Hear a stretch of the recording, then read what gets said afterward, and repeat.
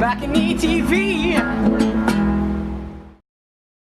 All right, Balcony TV Nashville. This is a real treat for me and the crew here because we're sitting here with a legend, Mr. Eddie Johns. And I know some of y'all might be young and don't know who it is, but a lot of you musicians that play on the show and know the show know who this man is right here.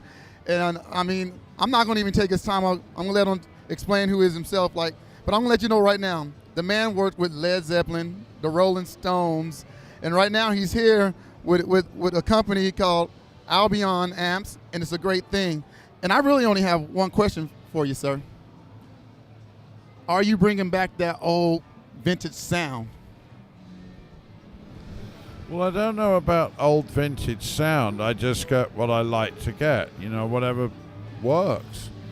You need sustain, so the notes last longer on certain things, and sometimes you don't want all that square wave, but you still want the sustain. But I would like to introduce myself. I've worked on 202 albums, including, well, I just had a #1 with Godsmack a couple years ago, and the Steve Miller record went to 37, which ain't so much, but the Chickenfoot record, which I co-produced, went to #4 for 2 weeks, which doesn't mean much these days because people don't buy records.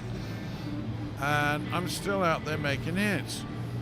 And I've done Van Halen and Free and Cat Stevens and all kinds of things. But these Albion amps, I'm especially impressed with the bass rig because I've been using it on, since I got it, every project I've done, about 3-4 things. And it's worked brilliantly. I really like the small combo with the 112. It's very sweet because it's closed back. The big 80, 100-watt thing works perfectly for certain sounds. You know, it's horses for courses. You don't use the same amp and the same guitar for different keys and different tempos. You choose what you need. And boxes and things to jump it up. But I'm very happy with Albion. And I don't think it's particularly expensive. So go out and buy some, because I think you'll find that it'll knock you up against the wall. And that's what we all need. You know that old Memorex ad with the cat's hair going back? We all need that. In fact, I remember my brother coming and banging on my door when I was working with Eric Clapton and going, "You two, quick, come and listen to this." And he was in Studio One, and the Who were there, and he plays you know, Maya Barber.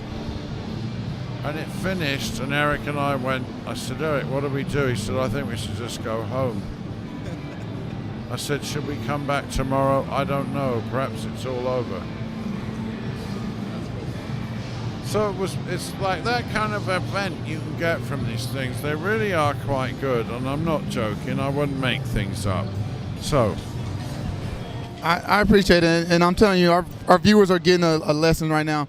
Okay, so, you know, I'm not trying to date you, but you're the youngest of the two brothers from your Olympic studios, aren't you? The youngest? Yes, that's correct. And so I'm wondering, what's the difference between... Well, it was always, "Oh, you're Glyn's younger brother, aren't you?" Which after a while got a little tiresome. And I'd stolen all the acts. Well, I didn't steal them, they just came to me instead. Steve Stills I stole, that was intentional. But everything else, they just went, "I think we'll work with Andy," because Glyn was like a time bomb. And that's one of the reasons I moved to LA, because I wanted to get away from, "Oh, you're Glyn's younger brother. Oh, you're Glyn's younger." And then guess what? After about 8 or 9 years, his bloody son moves out here, and now I'm called, "Oh, you're Ethan's uncle," because he was doing Kings of Leon and all that. No, you can't blast it well win. But it's a family thing, and my son Evan Johns is a hell of a drummer and played with this band Hurt, and I use him on dates. My other son Jesse plays great guitar, and then my eldest son William was taught by Eric Clapton, no less, trout fishing and how to play guitar. I mean, my God, I wasn't brought up like that. I didn't have no Eric Clapton to teach me, but I had Bill Wyman. Well, thank you, Mr. Johns. I really appreciate it. It's a pleasure for me to meet you. Yes, it's awesome. All right, Balcony TV, y'all saw it here reminiscing with us and Mr. Andy Johns. You don't get no better than this back home in LA, y'all.